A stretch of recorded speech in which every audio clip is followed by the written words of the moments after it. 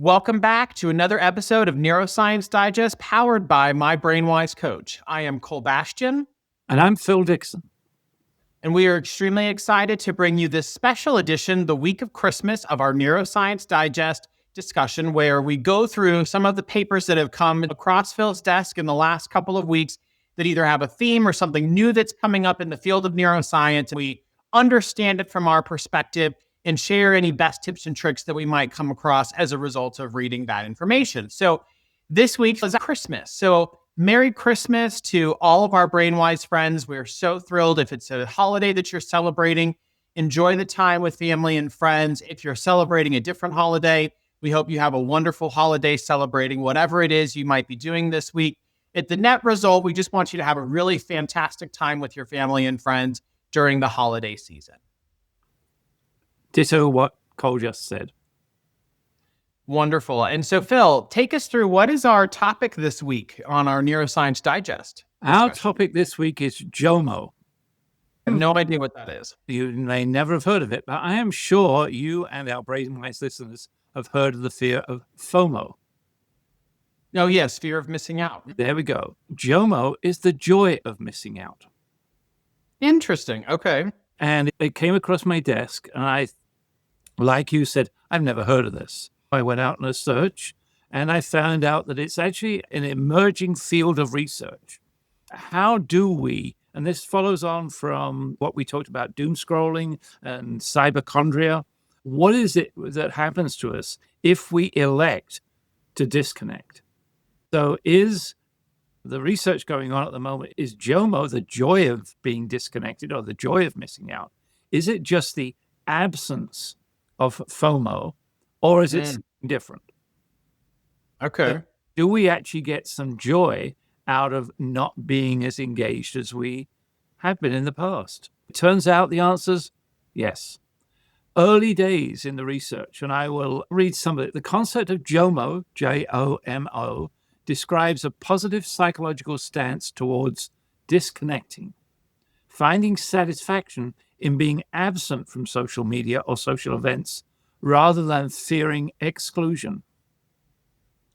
Different. So can we actually start going, wow, it feels good not to be engaged, rather than I'm just not going to worry about missing out. So it says researchers have begun to treat JOMO as a measurable construct, an antithesis to FOMO. So it's different to it.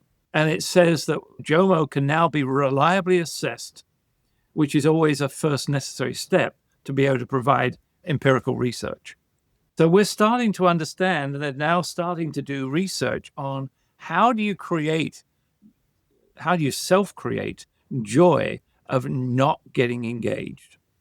Right. Now, I don't mean engaged as in married, engaged as in engaging in the social media and all of those type of things. And I think that's an important distinction, is that we're talking about doom scrolling, being on social media. That particular lane is what I'm hearing being very specifically defined in the research of JOMO. Yeah. So this is a paper that was published in 2024, so a very recent paper in the Online Information Review, and examined JOMO and FOMO and did research on both. And they found that basically JOMO, quotes, is associated with greater present moment focus and better subjective well-being. Right? And so being able to measure those two things starts to suggest that it's actually independent from the fear of missing out, rather than being simply just the absence of missing out. Interesting. So the research now is starting to demonstrate, can we measure this stuff reliably across samples, and what about different cultures? And this is very nascent research. This has only been going on for 2024, so really probably just the last couple of years. And so if any of our BrainWise listeners want to research it, then you're not going to find a huge amount of research on it. At least I couldn't find a large amount. And like anything when it starts up, you're going to find some research out there which is both not very well done, and because we're still searching how to do the measurements, you're going to find some mixed results. So some of our BrainWise friends can do anecdotal research study just in themselves, right? To see, do I get more joy by not engaging in these kinds of activities? I know for myself specifically, I have chosen to not watch news media very often, if at all. I will read it when it might come across, but I will also only read for a certain period of time and I'll only read certain types of things. I'm fairly well educated on what's going on in the world. But number one, I don't believe I need to know everything. I just don't. Not anyone does, in my opinion. And that's just my opinion. But I am pretty happy. I don't fear where things are. I'm educated, but I am able to understand that I can only impact what's in my sphere of influence and what's in my world. And I live a pretty happy life in that way. Whereas I have friends who spend a lot of time watching news media or a lot of time reading it, and nothing against them, but they end up in a more depressed state or fearful state of what is happening. And I just keep reminding them, choose how you consume it, how much time you're consuming it, because you're actually probably going to be a bit happier. And it's not going to change the outcome either. That's the other thing. It's not going to change drastically if you don't know about it. Okay. Or it takes you a couple days to learn, is it that big of a deal? I guess that's something we all have to weigh for ourselves. But sometimes the joy of missing out probably outweighs the fear of missing out. And that's the reason I brought it up today, is we're supposed to be going into a supposedly joyful period of time at Christmas. So maybe this is a good time for people to say, let's just cut out. Let's take a week or even a day when we're not going to look at the negative news. So enjoy being disconnected. And maybe even every so often people will moan at me that I didn't get back to them on email. But about once a month, I have what I call a digital-free weekend. Mm. Disengaged from everything, email, text, the whole thing. I bring it up. If you're going to research it, there's some papers. I've got about 5 or 6 that are actually worthwhile reading, but try it out. Give yourself some time. Go JOMO. Go JOMO, yeah. Yeah, which is hilarious. It's quite funny when I say it out loud. I think there is as the research continues, my hypothesis is there's a strong connection between increased levels of joy by actively not participating in those kinds of activities. Yeah. So it's almost like when we talked about doom scrolling and hypochondria, this is almost like the opposite side of that coin, right, where actually do something deliberately and see how you experience it. And recognize that moving to JOMO probably trigger off some FOMO. It probably will for a period of time. I will say this, that I need to know the important things that are happening. I don't want to be ignorant of what's going on around me, but it also is not a requirement of me to know every little thing and view every little tiny piece of whatever is coming across my phone related to all these topics. But there's no fear for me of not knowing what's happening anymore. Right. Because I've been doing it for so long that it's just my way of life. And someone else will say something and I'm like, oh, I didn't, or oh, I've heard about that, but I haven't seen all the pieces. If it's something I feel like I need to go and look at, I will. If it's not, oh, that's fascinating. Thank you so much for sharing, and move on.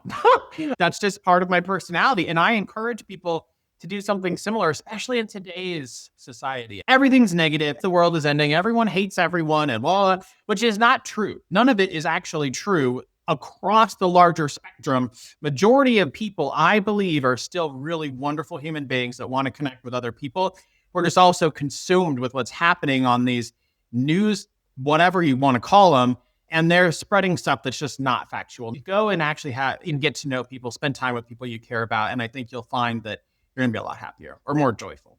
So one of the things a very wise friend of mine once said, if you're going to worry about things you can either change, or you can influence. And if you can't change or influence, think about it as the laws of physics. You're not going to do much about it. And so worrying about the laws of physics it might be interesting to know about them, but worrying about them is not going to give you any good. Now, there is one of the facets of threat, which is that if we don't know about something, what we don't know about could cause us danger. But you identify it. If that's important to you, then just recognize it. And something we've said many times, become self-aware. What is it that's driving you to actually need to know something? Right. And can you actually do anything about it?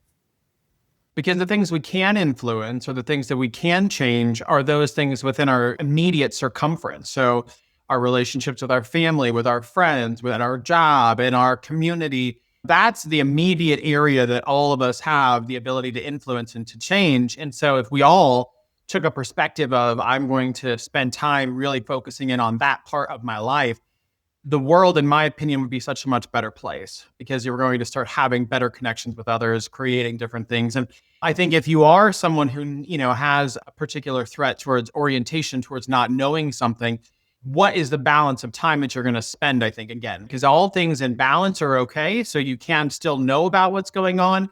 For me, it's not that big of a deal. I don't really care. But for some, it probably is. And so take some time to think about it. How, if you're spending more time doing that than actually building real genuine connection with people, or maybe it's just taking some time to read a book or do something that you enjoy, I think it might be something that you want to take a look at, especially if you're struggling with anxiety or stress or depression, because a lot of times, as we just talked about with doom scrolling and things like that, and now, JOMO or FOMO, I'm sure they're all connected in some way. So there's my closing line. Go JOMO.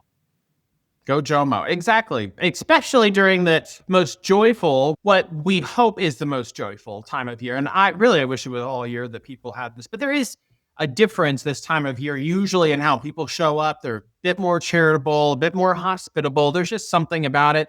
I wish it'd be all year, but again, we hope that you have a really good time this holiday season, and Merry Christmas, Happy Holidays, Happy New Year, whatever it is you might be celebrating when you listen to this.